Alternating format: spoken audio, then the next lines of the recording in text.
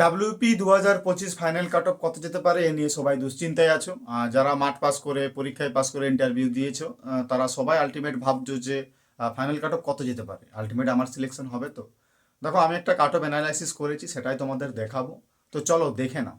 তো তোমরা দেখে নাও আমি যে কাট অফটা অ্যানালাইসিস করেছি, এটা হচ্ছে ডাব্লিউপি 2025 মেলের কাট অফ।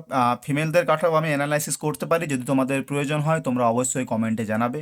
তো ভিডিও বেশি বড় করব না, চলো তোমরা দেখে নাও। এখানে ইউআরের কাট অফ প্রথমে আছে 59.50 থেকে 61.75। তারপরে আছে এসসির কাট অফ। এসসির কাট অফ আছে 52.35 থেকে 54.50। এটা ভুল করে প্রথমে ওবিসি বি লেখা গিয়েছিল, আমি তার জন্য কেটে এসসি করেছি, বলে দিলাম যাতে তোমাদের বুঝতে কোনো অসুবিধা না হয়। তারপরে দেখো তারপর আছে ওবিসি এ, যেখানে কাট অফ আছে 54.7 থেকে 56.85। তারপরে তোমরা দেখে নাও ওবিসি বি এর কাট অফ। ওবিসি বি এর কাট অফ 54.5 থেকে 56.7 পর্যন্ত।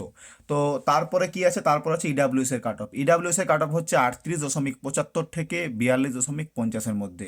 আশা করি কাট অফ এর মধ্যেই ঘোরাফেরা করবে, এর বাইরে যাবে না।